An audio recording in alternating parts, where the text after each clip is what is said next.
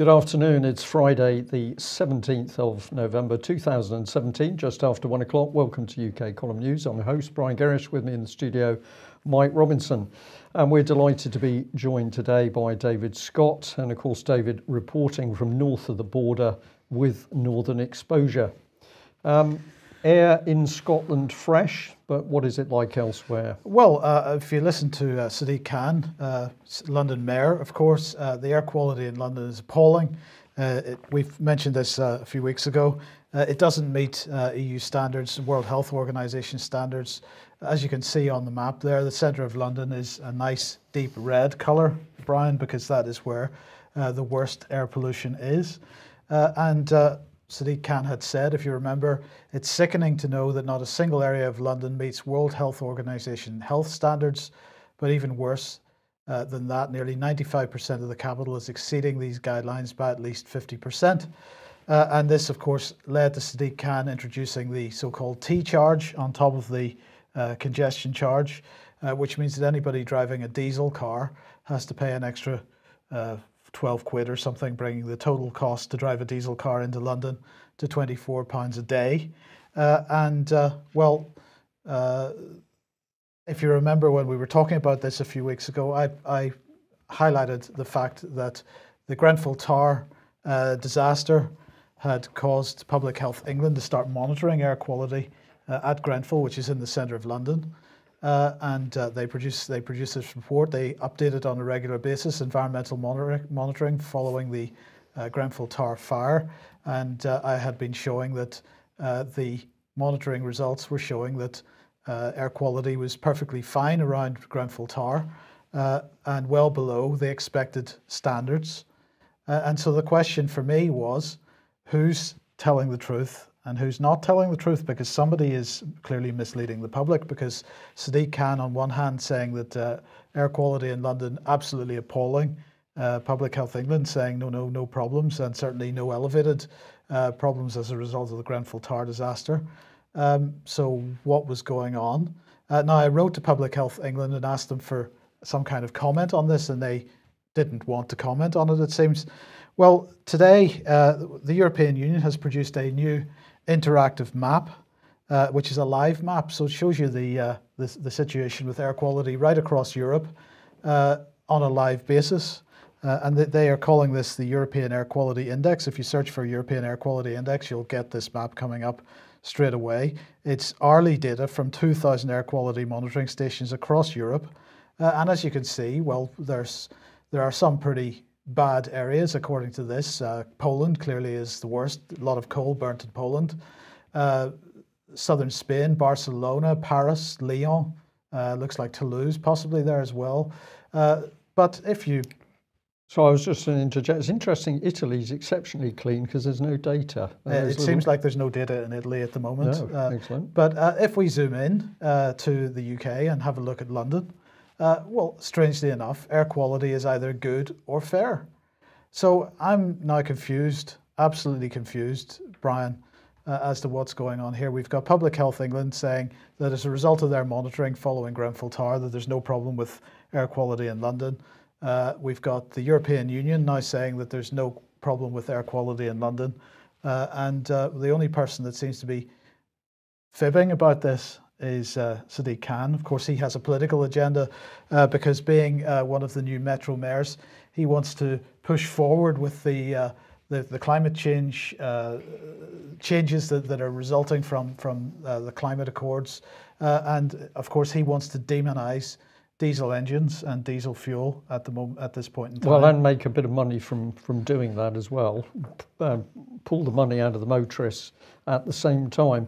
But the moment I saw the World Health Organization mentioned, I think we get a clue, because this isn't really about air quality. This is about total and utter control of city-states, mayor system. I think this is part of a globalist agenda, and he's a few steps too far in advance because they haven't fiddled the rest of the air quality figures yet. Let's bring David in at this point. Welcome to the programme, David. What are your thoughts? It's remarkable how much the air quality in this country has improved. I was researching this on for another reason, and pollutants associated with heavy industry, things like sulfur dioxide, have gone down by 85–90% since the 1970s. So generally speaking, the air quality is much better. Now, there are local issues. There's nitrogen dioxide from car engines, there's particulates from diesels. There are local issues, but generally speaking, the air quality has improved out of all recognition in the last generation. So no real reason to demonise diesel engines the way that they are being? Well, after they introduced them, because when they were introduced, it was partly for reasons that they were better for nitrous oxides. And let's not worry about the particulate matter and everything we find, and they're less polluting. That's what I was told when I was at university in the 80s, studying, amongst other things, traffic and transportation. Yeah, well, yes, indeed. Well, let's move on to another completely different subject. But more good news, though. Sorry, I had to say that, Mike. Well, indeed, because this is from the Scotsman, David, sorry. And the headline is, Legal Person Bid to Let Ben Nevis Fight for Its Rights. And basically what this seems to be, David, is a drive to give a mountain a legal personality. It is. Now, when I have to come clean with the viewers here, when I first described this article to Mike thought I was winding him up. Mike thought I was making this up, but no, it's absolutely true. Let me quote Mr. Robertson here, the lawyer responsible. Quote, "The basic idea is to get the mountain's viewpoint up front in the decision making." So there you go. Well, we've got to put this into a little bit of perspective and perhaps give a clue as to what's going on here. This has been an argument that's been going on, this issue of legal personality and the straw man and what the implications are for individuals about having a legal personality. And a number of weeks ago, when the Rohingya crisis was really kicking off, the head of the United Nations, Antonio Guterres, made a statement in the UN. We covered it at the time. This is NDTV's coverage of it. He made a statement saying that it was time to give the Rohingya people legal personality, legal status, so that they could get access to things like healthcare, education, and so on. So there's a contract, an implied contract in this. If you've got citizenship, if you've got a legal personality, you get access to certain rights that otherwise you wouldn't have access to. And of course, those rights are being extended not just to mountains here, David, but to robots as well, because Saudi Arabia granted citizenship, therefore legal personality, to a robot for the first time. We mentioned that a few weeks ago. And it seems to me that there's two issues here. The first is the fact that rights are being given to things which are not human. So this extends the human rights model to items which are not human. And what it also does is deny the idea of unalienable rights. Rights which are presumed and rights which are there from the day you're born, whether you have citizenship as a human being or not. So there's two pretty interesting aspects to this, which if they aren't discussed and aren't understood, could result in a pretty dangerous situation arising. Yes, it's very dangerous. It's very confusing. The whole issue is designed to confuse. So it's very clear from the Ben Nevis article that you have a personality, you have a person, you are not a person, legally speaking, because the mountain is too. And it seems that this was introduced in order to help people interact with the state, but as the state has grown ever more powerful and that interaction has become ever more one-sided, more and more problems have arisen. Now, many people have tried to find solutions to this along the common law route, but those are difficult. It's difficult to see exactly what the correct situation and the correct understanding of these matters actually is. The question in the chat box, is Ben Nevis going to get a vote? Well, it should do, and I'm just loving the whole having a viewpoint. It also shows on another level that there is no limit to the stupidity. that you can get from the legal profession. Well, let's talk a little bit more about the legal profession, and particularly in Scotland. Now, this, at first glance, seems to be a story about football in Scotland. Ex-Rangers administrator David Whitehouse sues over arrest. But really the key point is here, David, is whether he's actually has the right to sue over his arrest. Yes, he claims that he was arrested unlawfully. He was unlawfully detained. There was no evidential basis for the action taken against him, and he wishes to sue the embattled head of Police Scotland and the Lord Advocate, Mr. Wolfe. And it transpires that one of the defences put up by the Crown here is that the Lord Advocate is exempt from civil action from people who were the subject of legal investigation. So no matter how corrupt or partial the interaction with the Crown Office may have been, no matter what the motivation for any particular action, the Lord Advocate is exempt. So say the Crown. So that's another example of the very unbalanced position in Scotland, with the Lord Advocate holding huge amounts of power and special privilege compared to the ordinary people. And this, of course, was shown only too starkly by Robert Greene's interaction with former Lord Advocate Dame Elise Angelini. But this is very strange, David, because according to this headline here, law firms who targeted residents over property repair scandal amongst list of lawyers paid £15 million public cash. But this is to do with former Lord Advocate Elise Angelini. But she was using public money in civil cases, was she not? She was using public money. She was using taxpayers' money in civil cases, because it depends in the direction, because that was a civil case initiated by Dame Elise Angelini against Robert Greene. So it appears that in one hand, they're able to become involved in civil cases where they choose to, and on the other hand, where it doesn't suit them, then the law is different. Right. Okay. Well, it goes it goes on because of course the Crown Office apparently like to hide cases if they're embarrassing or too difficult, or what's going on here?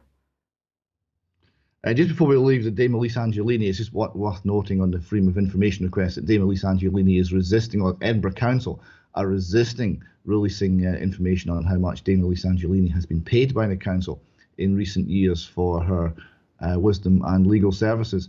We hope to have an answer on that. The word on the street is it's quite a large number. Okay.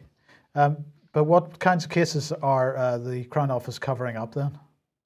This is an excellent article in the Record, and it goes through a whole series of cases now. This is the bin lorry crash in Glasgow.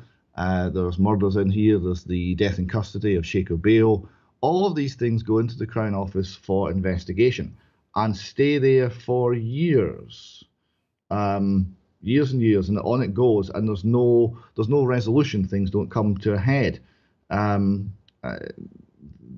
Heather Capital, a case we've discussed several times in the past, is another example. There are 4 people who have been considered for prosecution under the Heather Capital scandal by the Crown Office, and they're being considered, and they're still being considered, and there's no decision, there's no way forward, and on it goes.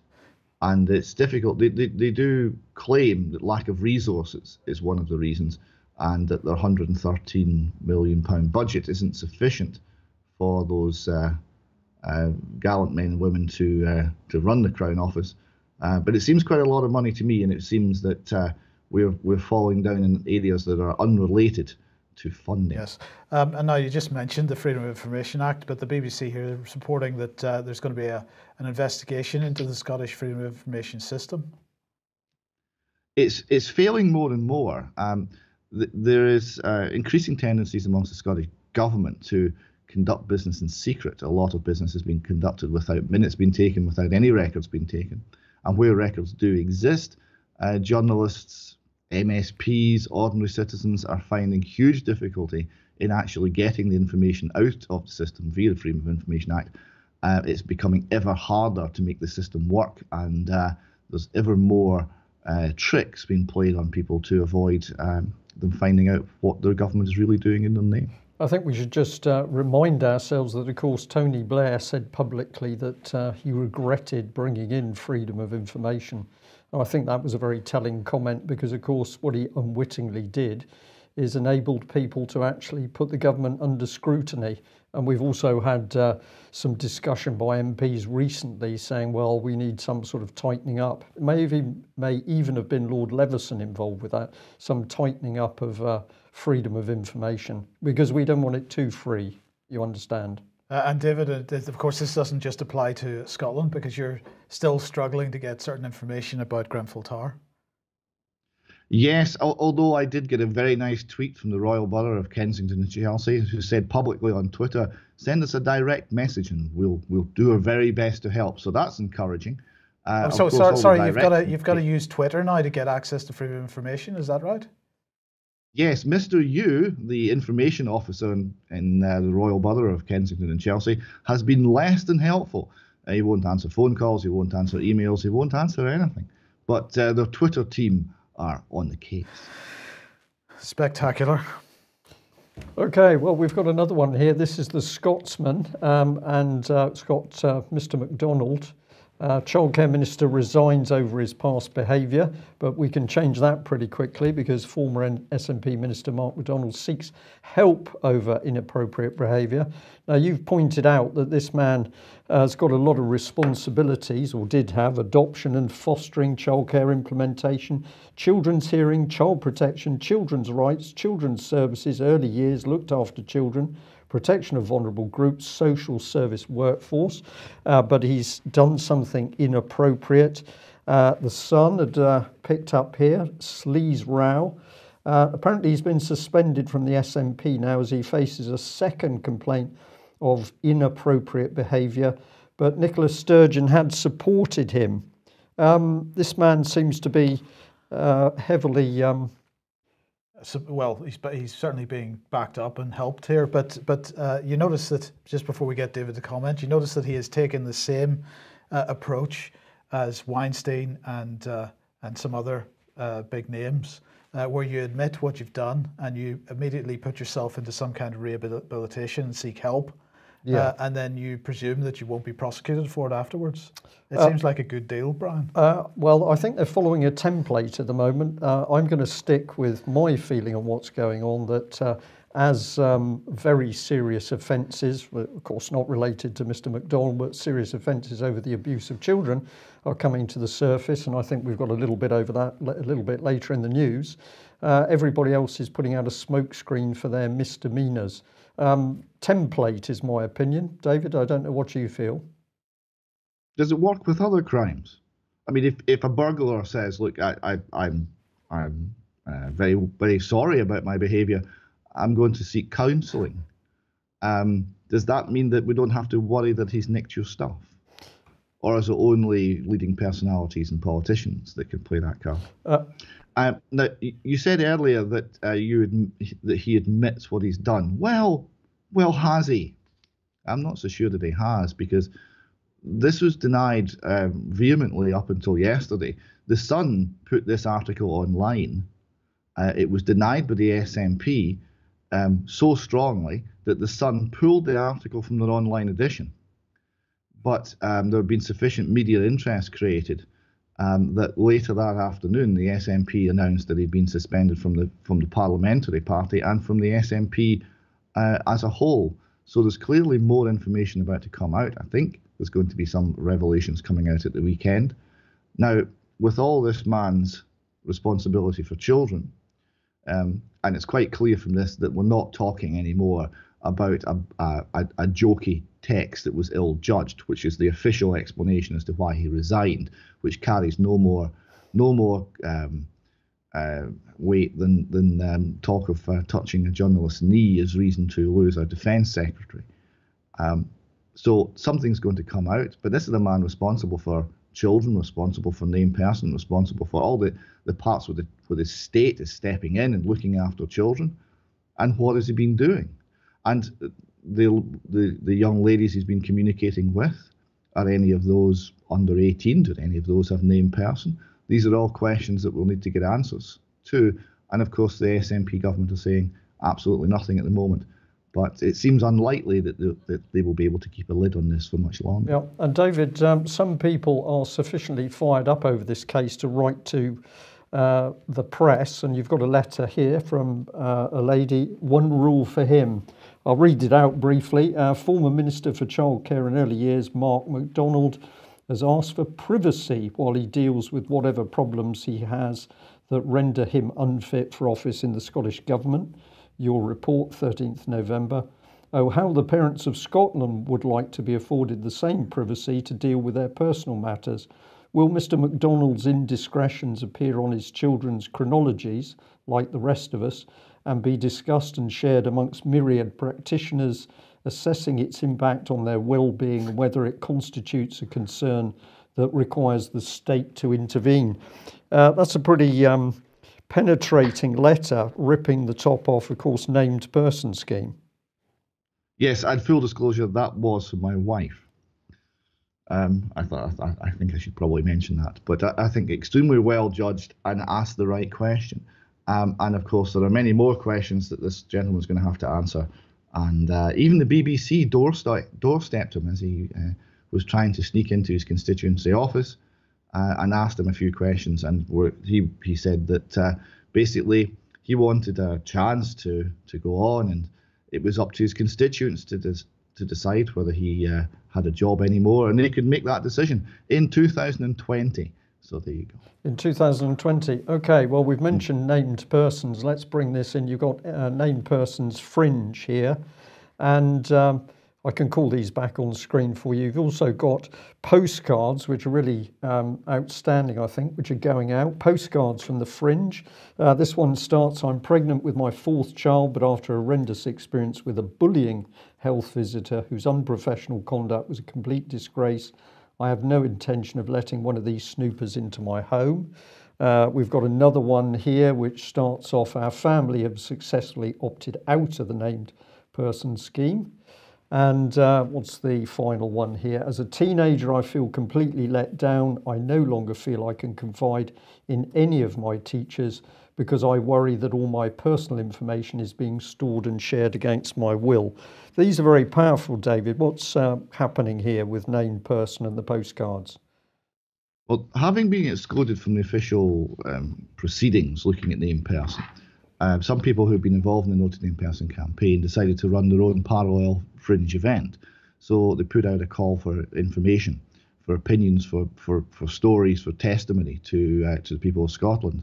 And they got in many of these. There was 93 of these cards went into to the Parliament.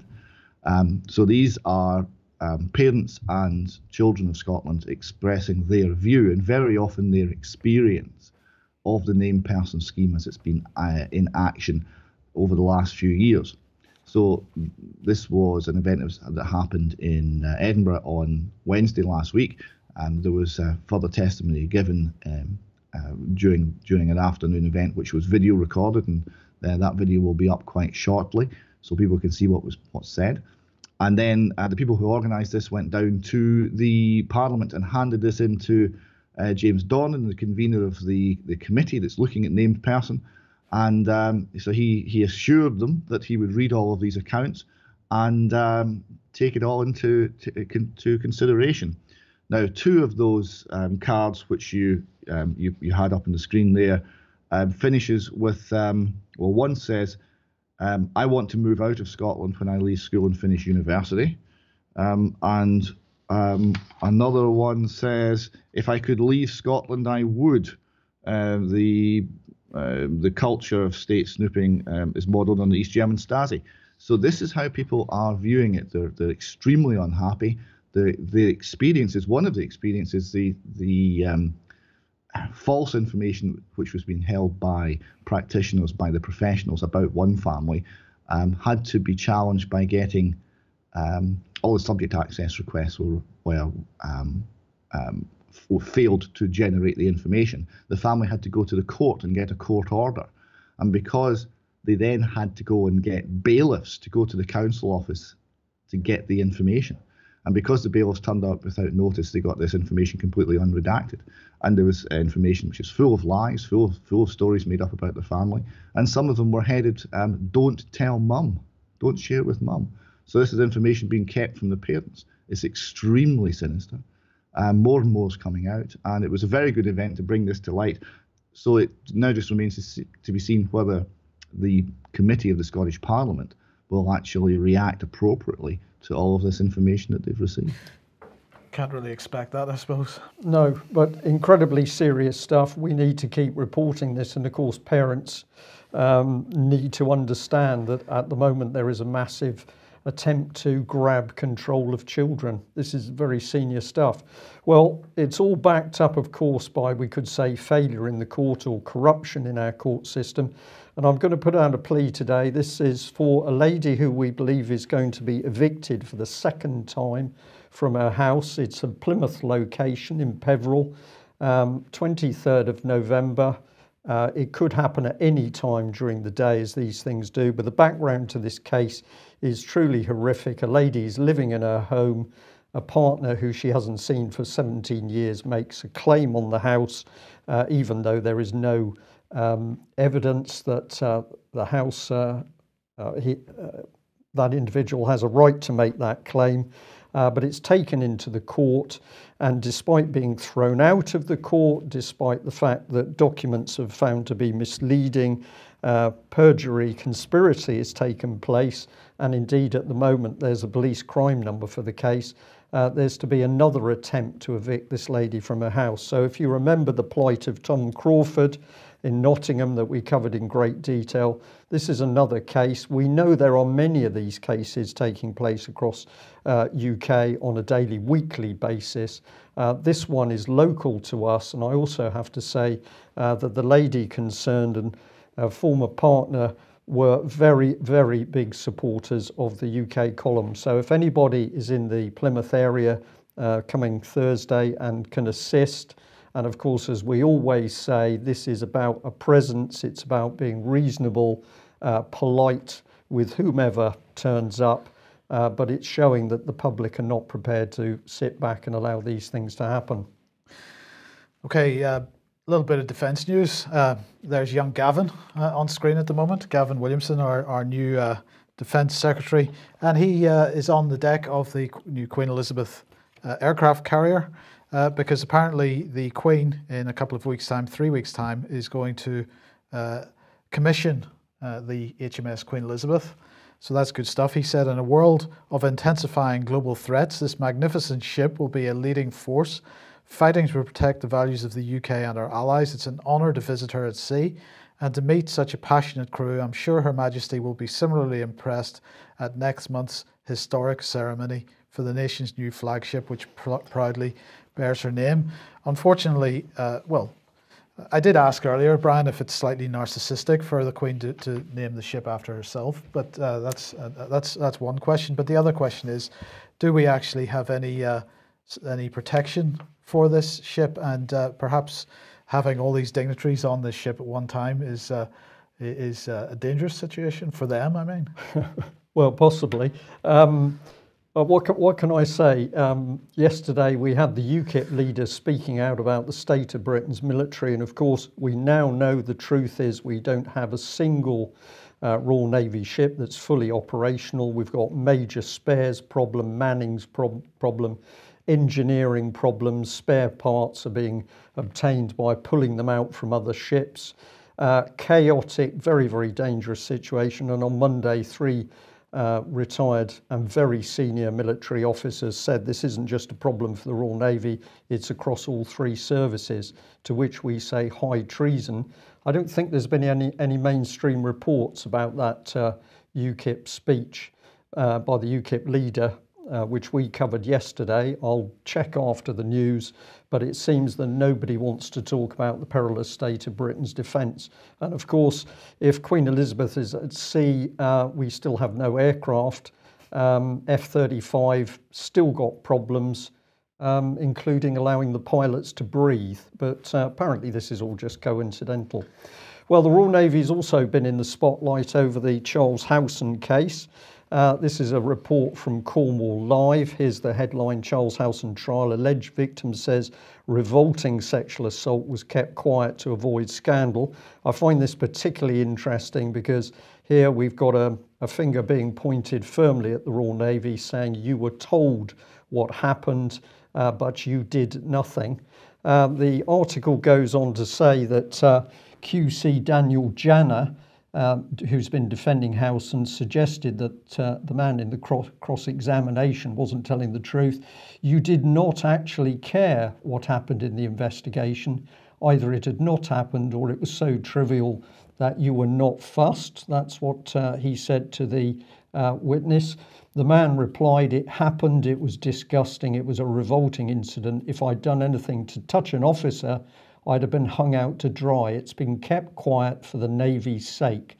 Mr. Janner suggested there was no groping at all, and the witness replied, "That is a lie." Now, the point I'm going to continue to make is, of course, whether or not something took place, it's the location that it took place.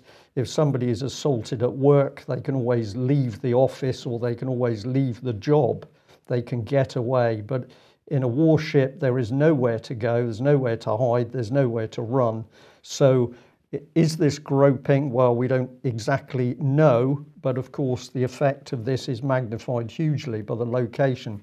So I think this case is extremely interesting, not only as what is alleged to have taken place, but the fact that the Navy is now firmly in the spotlight as having covered up. The question in the chat box is Daniel who? Janner. Janner? I believe this gentleman is son of Janner. Greville Janner? Grenville Janner, yeah. Yeah, okay. Okay, well, sticking with child abuse, we've got a Met police officer, PC, admittedly, but nonetheless, he was working for the, his duty was with the Parliamentary and Diplomatic Protection Unit, so he was protecting MPs, and he has been, he has admitted in court, he's pled guilty to possessing 1,700 indecent images of children. This is Adam Cox, who's 37. He was suspended from duty in August last year, and as I say, he has been he's pled guilty and is now expecting a lengthy prison sentence. But here again, we have somebody operating within the protecting the establishment in this case. You know, you just showed a picture of Mr. Howeson standing beside the royal family again. The media using those pictures quite a lot, it seems, and here we have a police officer who's working with to protect parliamentary MPs and others. There seems to be a picture building of allegations or evidence of people within this it's an elite establishment circle. Yes. That's it. It's to do with people at high level of the establishment, but also the political establishment. Interesting that this Met police officer pleads guilty to having the indecent images, but when a Met police officer, John Wedger, stands up and accuses the Met police of covering up the abuse of children, he's hounded out of the police force, and Amber Rudd, Theresa May refused to investigate what that man had to say. Now, let's bring in this because there's a connection here, really, because here's the Mail headline: the Duke of Windsor's will to be unsealed at last, but only so the Crown's writers can get their facts straight. Now, the Crown they're talking about is a programme about the life of the Duke of Windsor. I think we can bring it in here. Of course, it's all very glossy, lots of hype, but this has required records from the National Archives to be opened in order that information can be verified. And the man who's done this is Sir James Mumby, President of the Family Law Division, and he noted that the Duke of Windsor died on May the 28th, 1972, and made an order allowing the seals on the envelope to be broken. So Mumby said a copy could be made and delivered to Mr. Irvine. Now, this is very, very interesting stuff. The article itself said the judges in Sir James's position, i.e. with the family courts, have responsibilities for the sealing and unsealing of royal wills. So the bulk of the money circulating in rural circles comes, of course, from the public, but the wills can be sealed, and then it's the family law division that can decide whether they're going to be unsealed. Now, the document on this is available. Encourage people to read it because it is very mysterious stuff. No proper proceeding in court, but a decision is made. We're not quite sure why and what this is about, but let's remind ourselves that this is the National Archives, the same National Archives that have sealed the records of children's homes for between 50 and 80 years, even where abuse has taken place. So it now seems that the family division can decide whether those children's records are going to be released or not, even when there's abuse taking place. And at the moment, we know that children's homes records across the country are shut for between 50 and 80 years. So if any deep researchers out there would like to have a look at that court document and consider parallels with the closure of child abuse records, in as much as the children's homes themselves you can't get the record for, can you get in touch with us, please? Right, let's move on to the civil service, because the stage is set, apparently, according to the civil service, for a brilliant civil service event at the Queen Elizabeth Centre in London, which will be attended by civil servants from across the country. This is hashtag a brilliant civil service. This is the new tagline for the civil service. Here is their civil service vision 2015 and 2020. And what's this really about, Brian? It's about training, it's about leadership, it's about behavioural change, and this is they are reframing civil servants between now and 2020. If we look at the previous picture, it's a nice colour of purple there that they've got in those lights. Well, purple we've said is the colour of kings, but this almost looks like gas burners to me. This looks like fire, and I personally think there's something deeply sinister going on here, because public servants are now being reflamed to believe that they are future leaders. Yes. Okay. Well, look. Let's move on to the Middle East. Jim is dead. Apparently, this is the Joint Investigative Mechanism, which for chemical weapons in Syria. There was another attempt to get this project extended in the United Nations yesterday. Well, actually, first of all, what happened was that the Russians put in what's the word? A UN resolution. They put in a resolution to try and get a proper investigation into what happened in Syria with regard to chemical weapons. That was voted out, so there was no opportunity for them to proceed with that. But they then used their veto to prevent a continuation of the Joint Investigative Mechanism, which is being run jointly by the UN and the Organization for Prohibition of Chemical Weapons. So the Russians used their veto for the 10th time, much to the disappointment. And, well, Boris here said, it is appalling that the UN Joint Investigative Mechanism has been closed down. We continue to need expert, impartial and independent investigations into allegations of chemical attacks in Syria. That must make us all feel very nice. Let's have a look and see what this is the UK mission of the UN. They said, now UN vote on Russia's resolution, full of twisted facts and half-truths, is what they said about Russia's attempted resolution. So we support the people of Syria. They say that's why we can't support this resolution. It gets better, because after the Russians were defeated and then the Russians vetoed the US and UK's version of it, the UK mission of the UN said 10 resolutions in Syria, 10 Russian vetoes. The recurring theme: when the people of Syria look to UNSC for help or hope, Russia raises their hand and veto. I mean, it's an inversion. This is absolute inversion. Now, it gets better, because just prior to coming on the programme, I was sent over a response from the Foreign and Commonwealth Office to a Freedom of Information Act request on the chemical weapons attack, the alleged chemical weapons attack on Khan Shaykhun in Syria, which took place on the 4th of April. And the question was asked, On the 12th of April, UK Ambassador to the United Nations, Mr. Matthew Rycroft, told the UN Security Council that UK government scientists from Porton Down facility had concluded that sarin nerve gas, or a sarin-like substance, was used in the attack on Khan Shaykhun. Could you provide me with a copy of the scientific report or reports used by the British government to come to the conclusion that sarin or sarin-type substance was used in the above-mentioned attack? So that was the question that was asked of the Foreign and Commonwealth Office. And the answer was, I'm writing to advise you that I can neither confirm nor deny the information you requested is held by the Foreign and Commonwealth Office. So the British government is ultimately accusing Assad and even the Russians have been complicit of a chemical attack. It's based on evidence, but when you ask them for the evidence, they don't even know whether they've got that no, evidence. they know, right. know, but they won't confirm or deny that they have it. They say that in relation to your request, Section 1(a) of the FOI Act requires authorities to say whether information is held. However, the exemptions in the Act allow exceptions to the duty to confirm whether information is held when giving that confirmation would in itself disclose exempt information. Right. Okay, is that clear? What does David make of that? Yes, David, because that is a very yes minister type response, isn't it?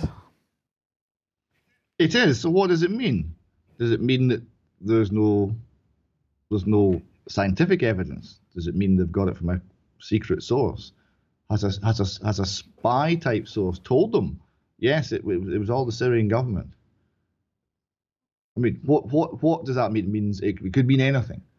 But it certainly doesn't back up their position that they have some sort of scientific evidence. If they have some sort of scientific evidence, why would it be secret? This is a very good question. We start to get into some quite interesting developments here. Briefly, David, first of all, the Turkish, and this is Erdogan, has basically said that the US have been funding ISIS. This is the first time I've seen any major political figure from around the world saying such a thing. He has accused Washington of sponsoring ISIS. He said the US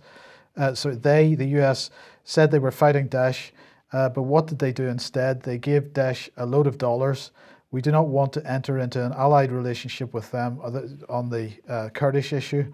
And when we offered to work with them together, they promised that not a single member of the Kurdish party would remain there. And so he's feeling that the US have reneged on a deal that he had, and therefore he's saying this. So the question then is he telling the truth, or is he only saying it to embarrass people that he feels has reneged on a deal? Well, I think we would think that he's probably telling the truth in this case. We seem to have plenty of evidence for that.